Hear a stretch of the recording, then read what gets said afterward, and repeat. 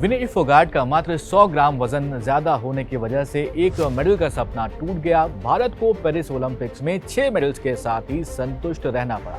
भारत को इस बार एक भी गोल्ड मेडल नहीं मिल सका है। विनेश फोगाट को वहीं पर दूसरी तरफ महापंचायत सर्वखाप गोल्ड मेडल देने की बात कर रही है, उसे सम्मानित करने की बात कर रही है।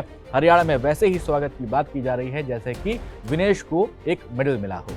विनेश फोगाट को मेडल दिलाने के लिए अभी भी कोशिशें जारी हैं, लेकिन इसके नतीजे के लिए थोड़ा सा इंतजार करना होगा। और इस वीडियो में हम बात करने वाले हैं कि एक ऐसे ऑफिशियल बोर्ड की जो खेल की दुनिया में न्याय दिलवाने के लिए काफी इम्पोर्टेंट है। विनेश फोगाट के मामले के बाद आपने इसका नाम जरूर सुन लिया होगा। इसे कहते हैं CAS यानी कि court of arbitration for sport. तो चलिए जानते हैं इसका इतिहास क्या है, इसका महत्व क्या है और किस तरह से ये खेल जगत में कानून का पालन कराने के लिए काम करता है। मेरा नाम है सैयद फवाना, आप देख रहे हैं स्विच। तो पहली बात, CAS क्या है, आखिर क्यों इसके बारे में इतनी चर्चाएं होती रहती हैं। अगर आपको लगता है कि ये खेल सिर्फ खेलकूद तक ही सीमित रहता है तो आप गलत हैं। जब बात इतने बड़े मंच की होती है तो कानून और नियम भी उतने ही ज़रूरी होते हैं और यही काम करता है CAS, जो जिनेवा स्विट्जरलैंड में स्थित है, मौजूद है। CAS यानी कि court of arbitration for sport एक इंटरनेशनल कोर्ट ऑफ जस्टिस है जो खेलों से जुड़ी हुई कानूनी समस्याओं को सुलझाता है। स्पोर्ट्स की दुनिया के लिए ये एक निष्पक्ष फैसले देने के लिए जाना जाता है और साथ ही ये सभी खेलों से जुड़े विवादों को सुलझाता भी है। और इसका फोकस होता है कि फेयर प्ले और इंटीग्रिटी को बनाए रखा जाए।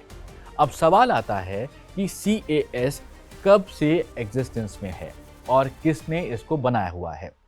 तो इसकी स्थापना साल 1984 में हुई थी और इसे स्थापित करने वाला IOC यानी कि इंटरनेशनल ओलंपिक कमेटी है।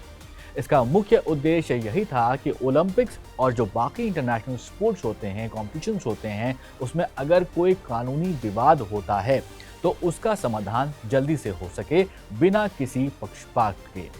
अब सवाल आता है कि ये कैसे काम करता है, यानी जो CAS है वो कैसे काम करता है। सबसे पहले जब भी कोई खेल से जुड़ा हुआ विवाद होता है, जैसे कि डोपिंग के आरोप, मैच फिक्सिंग का आरोप या किसी खिलाड़ी के कॉन्ट्रैक्ट से जुड़ा हुआ कोई विवाद होता है, पार्टियां CAS के समक्ष अपनी अपील रख सकती हैं। जैसे विनेश के केस में भी आपने देखा, उन्होंने अपील करी। CAS फिर इस पर सुनवाई करता है, दोनों तरफ की बातें सुनी जाती हैं और फिर अपना फैसला यहाँ पर CAS की तरफ से सुनाया जाता है। सुनवाई के लिए CAS के पास कई अध्यक्ष होते हैं जो दुनिया भर से आते हैं और एक्सपर्ट्स भी होते हैं खेलों के। सुनवाई के पूरे प्रोसेस को कॉन्फिडेंशियल रखा जाता है और यह सुनिश्चित किया जाता है कि दोनों तरफ यानी कि दोनों जो पक्ष होते हैं उनकी बातें सही तरीके से सुनी जाएं। इसके बाद CAS अपना फैसला लिखित रूप में सुनाता है जो कानूनी रूप से पक्षों को मानना होता है। मतलब एक बार जो फैसला CAS ने दे दिया उसको मानना ही पड़ता है। आपको याद होगा कि एक काफ़ी फेमस केस था जो CAS के सामने पहुंचा था और ये केस था साउथ अफ्रीकन रनर कैस्टर सेमेनिया का। उन्होंने CAS में IAAF यानी कि international association of athletics federation के उस रूल के खिलाफ अपील की थी जिसमें कहा गया था कि उन्हें अपने टेस्टोस्टेरोन लेवल्स को कम करना पड़ेगा अगर वो वुमेन की कैटेगरी में जो पार्टिसिपेट करना चाहती हैं। ये एक काफ़ी कंट्रोवर्शियल इशू बन गया था, लेकिन CAS ने IAAF के पक्ष में ही फैसला सुना दिया था और इस बार भी कंट्रोवर्शियल ओलंपिक्स के दौरान हुई जो चीज़ें हैं उसमें भी विनेश का जो केस है वो CAS तक पहुंचा हुआ है। अब ये समझना ज़रूरी है कि CAS का मकसद क्या है, क्या सिर्फ कानूनी समस्याओं को सुलझाने तक ही ये सीमित रहता है।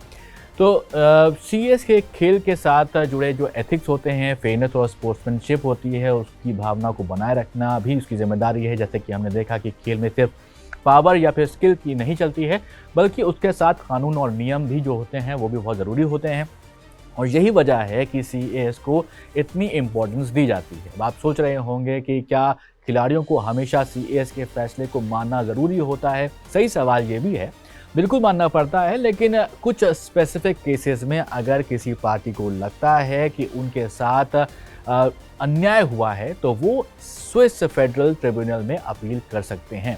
लेकिन ऐसे मामले बहुत ही रेयर होते हैं। ये बिल्कुल वैसे ही कि अगर आप मान लीजिए डिस्ट्रिक्ट कोर्ट में जाते हैं, वहाँ से फैसले से संतुष्ट नहीं हैं तो आप हाई कोर्ट जाइए, और वहाँ के फैसले से भी आप संतुष्ट नहीं होते हैं तो आप सुप्रीम कोर्ट में जाइए।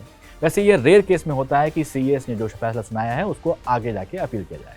तो ये था सीएस का एक छोटा सा ओवरव्यू। सीएस खेलों की दुनिया का एक ऐसा बोर्ड है जो जस्टिस, एथिक्स और फेयरनेस को बनाए रखता है। खेलों में कभी कभी इमोशनल मोमेंट्स भी होते हैं, लेकिन कानून के बिना ये खेल अधूरे होते हैं। सीएस इस बात का ध्यान रखता है कि ये खेल सिर्फ खेल ही रहें और उनमें किसी भी तरह का इनजस्टिस या फिर इमोरलिटी ना देखी जा सके। अगर आपको ये वीडियो पसंद आया हो तो ज़रूर इस वीडियो को लाइक करें, शेयर करें और इस चैनल को यानी कि हमारे जी स्विच को आप ज़रूर सब्सक्राइब कर लीजिए, और ऐसे वीडियोज़ के लिए आप देखते रहिए स्विच।